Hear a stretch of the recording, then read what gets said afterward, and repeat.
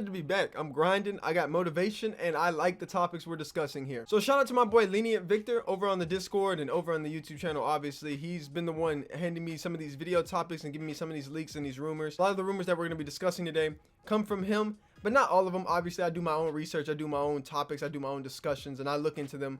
Obviously, I've been doing this for a little while now. But I just want to say shout out to him because he came up with this idea for the video, and I kind of wanted to just wait on this video because of one simple fact. And that simple fact is that we haven't gotten anything concrete with the PS5. Obviously, the reveal was supposed to happen June 4th, but we ended up not getting that. It got pushed back to the 12th, or at least it seems like it's going to be pushed back to the 12th. So I didn't really want to get into something I don't know much about. That would be defeating the purpose of making any of these videos. And I think when I'm making a great video or a great topic, I want to be as accurate and as informed as possible when making these videos. I would say I'm a veteran when it comes to these gaming news and these gaming outlets, especially when it comes to the PS5 and the Xbox. I know what I expect from them. I know what I want from them. And I know what's going to draw me as a consumer in, as well as draw in most of the player base in to play the game. Most of us all play video games and have been playing video games for at least 5 to 6 years now. Me personally, it's been all my life. Some of you guys, it's been all of your life. We all know what we want at this point. So the whole topic of this video is not just to pit the PS5 versus the Xbox, but it's to pit their similarities and their differences and to talk about what we want to see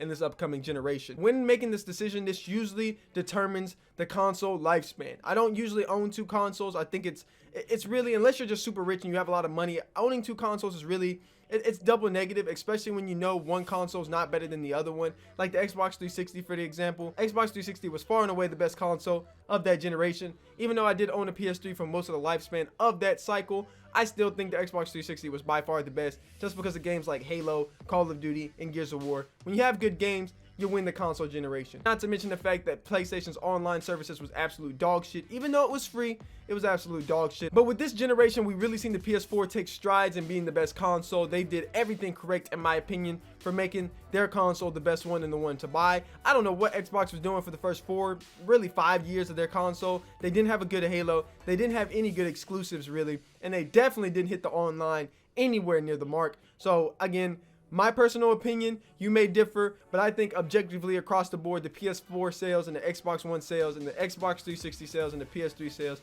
they kind of tell the story. Now, sales don't mean everything. Not saying that sales should mean everything. I'm just saying let's be logical here. Let's be rational here before we get into this discussion. Let's not have a toxic chat, even though this is going to discuss some of that toxicity. Let's make sure that we all have a difference of opinion and a difference of ideas. Now, I did run a poll on this a while ago, and you guys seem to vote on it, so I do know what you guys like to see, what you guys want to see, and most of you guys obviously have shown the results. And if you haven't voted in the poll, there'll be another poll coming out soon where we could readjust after all the news is out. But for me, I really think the Nintendo Switch is the most innovative platform right now. I continue to say that if the Switch can just buff their power, find a way to buff power, find a way to make it usable everywhere with 5G or 4G or whatever they're going to push in the next one, I definitely see that as being the best console and the one that I'm going to go with. I'm a hardcore gamer, so I always want to lean to the PS5 and the Xbox, but now that I play PC games, I kind of see that as I'm probably going to stick to PC gaming because it's just better. That's just my opinion. PC Master Race gang. Basically, what I have to say about the PS5 and the Xbox is I don't understand the toxicity, or whatever you want to call it, between the battles. I like both consoles. I've always been a console guy. I've always loved consoles, and to this day, I still own a console. I own a PS4 at this moment, never owned an Xbox One since it's been out. Don't see the need for it, don't care for it, and probably won't ever get one. But my thing with it in this debate and in this battle, the reason why the toxicness has always been there is just competition. I think it's healthy competition, and I think Xbox and PS5 users and the companies need to continue to battle. While I do agree they do need cross-platforming, cross-gaming, cross-saving, I think those things are necessary just to stabilize and for them to be able to conquer the PC world, because PCs are on the rise. As technology gets better, PC and the specs of it, or the prices are going to go down. Everything's just going to get more powerful, more just better overall in the PC. So they need to make sure that they're coming together on the online platform genre and on the exclusive genre, just to make sure that they can beat the PC world, because trust me, the PC, it's formidable. I now own a gaming PC and I understand what I've been missing out on. But I think those things need to continue to happen. I love the exclusiveness of each console. I love how Xbox has Halo and Gears, and then I love how PlayStation has the Uncharted series, the stuff with Naughty Dog, not The Last of Us 2. Y'all knew I was gonna do that. They're gonna go nuts when he hits this thing. Ghost of Tsushima and all those other games that are coming out that are really good exclusive games for the PS4. But with the PS5, it's gonna have to be a different thing. I can't just continue to just support a console because I think of the exclusive games. Now, that's the reason why I buy a gaming system. That's the reason why you probably buy a gaming system, is because of the games. But there has to be something different, something new, something innovative. And I think there's two things that's gonna sell not only me, but most of the consumers on this next generation. Those two things are the gaming platform itself, obviously how it's run, how the online services, how the store and everything works. That's number one. The number two thing is the games. There's nothing else that you have to tell me about. I don't want to see Netflix. I don't want to see YouTube. I don't want to see how you run those things. It doesn't matter to me. I could care less. Obviously, we all have those things. We don't need to know about the entertainment that the console can provide. If it can do that and do the games well, don't see a problem with it. Just Xbox, please don't market me that same shit again. Please don't do that. We're not here for that. We don't really care about that. We want to play games. That's what your console's for. Continue to focus on that. The main thing that the Xbox for me is going to have over the PS5, and I've said this in numerous videos, is Halo. I think Halo is the console seller for Xbox, and it always has been, at least for me. And I need to make this very clear with the Xbox. Is Halo great? I'm not saying good, not mediocre, not almost. I need a great Halo. I need 1, 2, 3 Halos.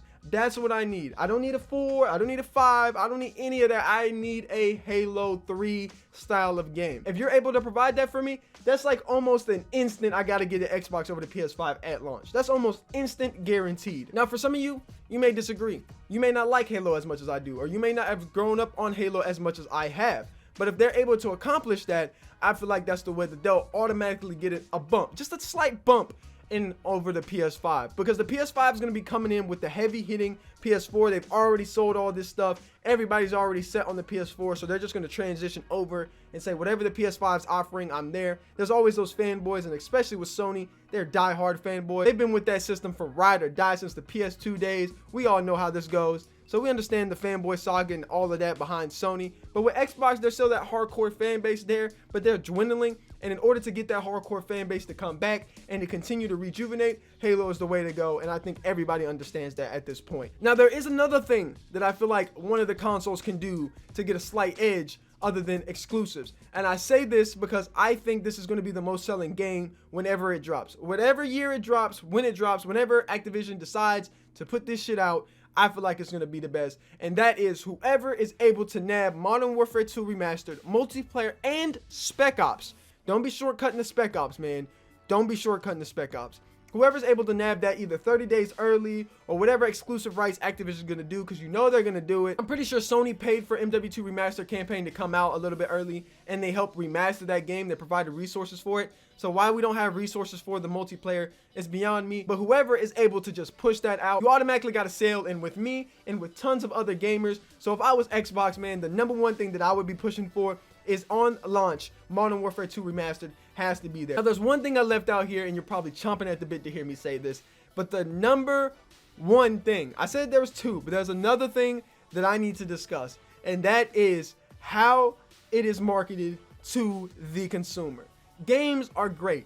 Exclusive games are fantastic. How it runs, amazing. But marketing is so key. And what I mean by marketing is I don't want to see any of this right left movement stuff. I don't want to see political correctness. These are video games, and if you're gonna make your video game about that, whatever game you're making, sure, but at least give us an objective room to understand the game. And I'm mostly talking to Sony right now, because I've seen The Last of Us 2 leaks. If you haven't seen my video, link will be in the description. Because if that's the way they're going and Naughty Dog and Sony are teaming up to make games like that, what does that hold for the future of gaming, not only on Sony but Xbox as well? Now, I don't think that's going to be something that they push forward. I hope they don't push forward that, but I really want to make that clear, because the marketing of this game, the way the idea and the paradigm of these systems are sold is crucial. Like I said, PC gaming is on the rise more than it's ever been. The Nintendo Switch is a banger. It's an absolute banger in this industry right now. And I think with the correct marketing of both consoles, we'll be able to see that. Another thing that I want to point out about the PlayStation, I know a lot of people are probably overlooking this, but the announcement of a new portable gaming system for the PlayStation would just be killer. please drop a PS Vita 2, a PSP 3, a PSP 2, whatever you're gonna call this device, and please actually work with it this time.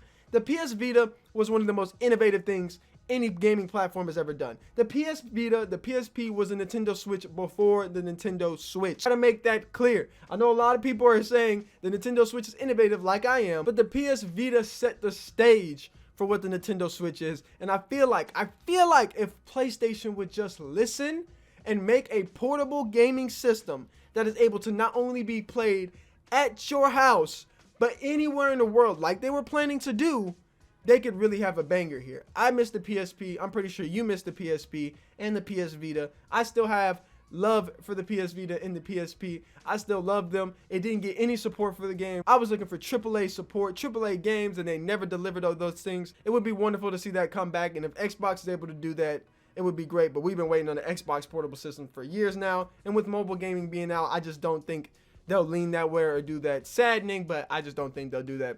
One can hope, though. Faith. Ladies and gentlemen, that's it for my PlayStation 5 and Xbox discussion. Let me know what you guys think. Who are you leaning towards more right now? Obviously, the Xbox Series X is the predominant console. More information's been out, more specs, more hardware's been out. We could have went into a deep dive about that, but you guys already know the leaks and the rumors about that. You've probably already done your research, and if you haven't, I'll leave some links in the description below for you to check that out. As always, ladies and gentlemen, it's your boy, ZAZ. Bless up. God bless. Don't be toxic. Be cordial. I think that's how you say that. And I'll see you when the consoles drop.